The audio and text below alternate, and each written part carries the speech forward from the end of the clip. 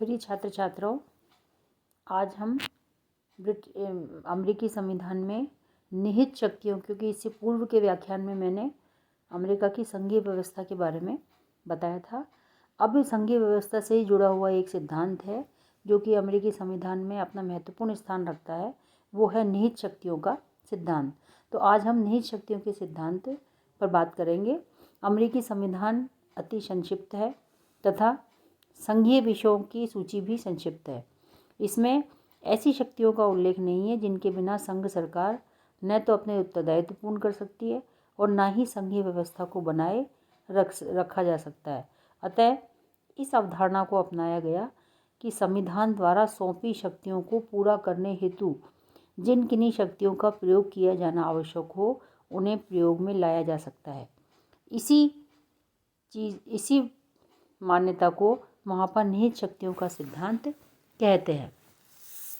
कुछ लोग ये मानते हैं कि निहित शक्तियों के सिद्धांत का कोई संवैधानिक आधार अमेरिका में उपलब्ध नहीं है, लेकिन क्योंकि इसका जो उदय है किसी कानून द्वारा नहीं हुआ है, बल्कि एक ऐसी परंपरा के रूप में हुआ है जिसे सर्वोच्च न्यायालय के निर्णय के अनुसार मान्यता प्रदान कर दी गई।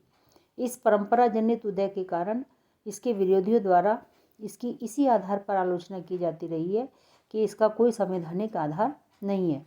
लेकिन ऐसा मानना गलत है, क्योंकि संविधान के अनुच्छेद 1 की 8 उपधारा में स्पष्ट रूप से कहा गया है कि शक्तियों की क्रियान्विति हेतु सभी आवश्यक व उचित कानूनों का निर्माण करने की शक्ति प्रदान की गई है। तो ये इसका संवैधानिक आधार है। इस सिद्धांत का उदय कैसे हुआ और इसका क्या इतिहास है कि फिलाडेल्फिया सम्मेलन में 2 पक्ष थे। एक तो था संघवादी पक्ष और एक था संघवाद विरोधी पक्ष। तो संविधान की जो संघवादी जो लोग थे वो संविधान की उदार व्याख्या करते हुए केंद्रीय सरकार को ज़्यादा से ज़्यादा शक्तिशाली बनाने के पक्ष में थे, जबकि जो संघ के विरोधी थे वो सीमित शक्तियों के पक्षधर थे। संघवाद का प्रतिनिधित्व हैमिल्टन कर रहे थे और संघवाद विरोध का प्रतिनिधित्व जेफरसन कर रहे थे। इसी क्रम में 1890 में वहाँ पर संयुक्त राष्ट्र संघ में एक बैंक की स्थापना का प्रस्ताव का विरोध किसके द्वारा किया गया? जेफरसन के द्वारा किया गया। सरकार को उसने कहा कि सरकार को ऐसी कोई शक्ति प्राप्त नहीं गई है, अतः किसी बैंक की स्थापना करना संविधान के प्रतिकूल होगा। लेकिन संघवाद के पक्ष वाले हैमिल्टन ने कहा कि हालांकि ये शक्ति स्पष्ट रूप से प्रदान नहीं की गई है, लेकिन व्यापार करने हेतु एक बैंक की आवश्यकता है, अतः एक केंद्रीय बैंक की स्थापना वहाँ पर हुई। बैंक का मसला तो एक व्यक्ति विशेष का मसला था, विषय विशेष का मसला था और उसने किसी सिद्धांत को जन्म नहीं दिया। अतः वहाँ पर ये विवाद चलता रहा कि ये सिद्धांत मान्य है या नहीं। लेकिन 1891 में न्यायाधीश मार्शल ने मैकलोच बनाम मैरीलैंड के विवाद में यह निर्णय दिया कि सरकार को अपनी शक्तियों की क्रियान्विति हेतु आवश्यक शक्तियों का प्रयोग विवेक से कर लेना चाहिए। इस प्रकार निहित शक्तियों के सिद्धांत को मान्यता प्राप्त हुई। ये वो शक्तियां हैं जो संविधान द्वारा प्रदत्त मूल शक्तियों को पूरा करने हेतु आवश्यक है। इस दृष्टि से ये मौलिक शक्तियों का ही एक अंग है। कोई शक्ति निहित है या नहीं, इसका निर्णय अमेरिका में न्यायपालिका के द्वारा किया जाता है। अमेरिका में निहित शक्तियों के सिद्धांत के कुछ उदाहरण भी मौजूद हैं कि कुछ उदाहरण जिनकी हम यहाँ चर्चा करना चाहेंगे। पहला उदाहरण है कि कांग्रेस को विदेशों के साथ व्यापार की शक्ति प्रदान की गई है और व्यापार के प्रबंध के लिए बैंकिंग प्रणाली, यातायात के साधनों का विकास आवश्यक है।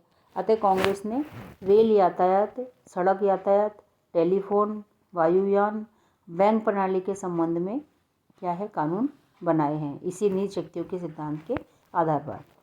जैसे एक और उदाहरण है, सेना और जल सेना की स्थापना की शक्ति दी गई है। इसके साथ साथ में अमेरिका में सैन्य अकादमियों की स्थापना भी निहित शक्ति के रूप में उत्पन्न हुई है। तीसरा उदाहरण है समाज कल्याण की जो भावना है वो उसका दायित्व किसके पास में है? वहाँ की व्यवस्थापिका कांग्रेस के पास में।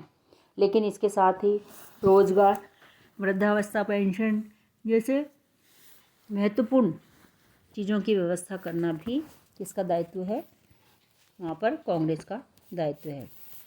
यूएसए की साख पर ऋण लेने का अधिकार भी, ऋण समितियों की स्थापना करने का अधिकार भी निहित शक्तियों का ही सिद्धांत का हम उदाहरण मान सकते हैं। युद्ध की घोषणा की शक्ति, इसके साथ में संधि, समझौते, कूटनीतिक नियुक्तियों से संबंधित समझ शक्तियों का प्रयोग भी वहाँ पर केंद्र सरकार के द्वारा किया जाता है। अब प्रश्न उठता है कि निहित शक्तियों के सिद्धांत के द्वारा केंद्र सरकार ने ऐसी बहुत सारी शक्तियाँ अपने अधीन कर ली हैं जो कि वास्तव में संविधान निर्माता उन्हें देना नहीं चाहते थे। लेकिन निहित शक्तियों के सिद्धांत पर प्रतिबंध क्या है कि केंद्रीय शक्ति, इसके पर्याप्त इसमें वृद्धि हुई है केंद्रीय शक्ति की, लेकिन इस पर हम देखते हैं कि कुछ प्रतिबंध भी है कि शक्तियों में वृद्धि तो हुई है, लेकिन मनमानी शक्तियों का प्रयोग केंद्र सरकार नहीं कर सकती। केवल उन्हीं शक्तियों का प्रयोग कर सकती है जो संविधान के द्वारा केंद्रीय शासन को की जो प्रदत्त शक्तियां हैं उनको क्रियान्वित हेतु आवश्यक है। तो कोई सिद्धांत, कोई शक्ति निहित सिद्धांत है या नहीं, इस बात का निर्णय वहाँ पर क्या है, किसके द्वारा किया जाता है, न्यायालय के द्वारा किया जाता है। न्यायपालिका द्वारा अंतिम निर्णय किया जाता है कि कोई शक्ति निहित है या नहीं। और जब जब भी कांग्रेस ने मनमानी करने की कोशिश की है तब तक वहाँ पर न्यायपालिका ने उसे अस्वीकार किया है। इस सिद्धांत का क्या प्रभाव पड़ा है कि इस सिद्धांत के प्रभाव से वहाँ संविधान को बदलती परिस्थितियों के अनुरूप विकसित होने में मदद मिली है। आज मात्र 27 संशोधन अमेरिकी संविधान में किए गए हैं, लेकिन फिर भी ये संविधान 200 वर्ष पुराना संविधान है, भली भांति संचालित है, क्रियाशील है। तो ये इस सिद्धांत का ही प्रभाव हम मान सकते हैं। दूसरा है, केंद्रीय सरकार को उन उत्तरदायित्वों को पूर्ण करने में सहायता प्रदान की है जो संविधान ने उसे सौंपे थे। इस सिद्धांत ने संघीय केंद्रीकरण की प्रवृत्ति को भी जन्म दिया है। इसके साथ साथ ही न्यायपालिका की स्थिति भी इस सिद्धांत के कारण महत्वपूर्ण हो गई है। भले ही हम ये कितना ही कहें, लेकिन निहित शक्तियों का सिद्धांत संविधान का वो भाग है जिसके द्वारा केंद्र सरकार, वहाँ की जो केंद्र सरकार है, वो अपने उत्तरदायित्वों को पूर्ण करती है। इसलिए इसे भी निहित शक्तियों के जो निहित शक्तियाँ हैं उसे भी केंद्र सरकार की समाहित शक्तियों में ही गिना जाना चाहिए, भले ही संविधान में इसका जिक्र नहीं किया गया, क्योंकि संविधान अपने आप में इतना संक्षिप्त है कि इसकी क्रियान्विति कैसे होगी ये भविष्य पर छोड़ दिया गया। और भविष्य में जब इसको लागू करने की बात आई तो ऐसी बहुत सारी शक्तियों की केंद्र सरकार को आवश्यकता पड़ी जो कि संविधान में लिखित नहीं थी। तो इस निहित शक्तियों के सिद्धांत ने संविधान जो केंद्र सरकार है उसको निरंतर क्रियाशील बनाए रखा है। धन्यवाद।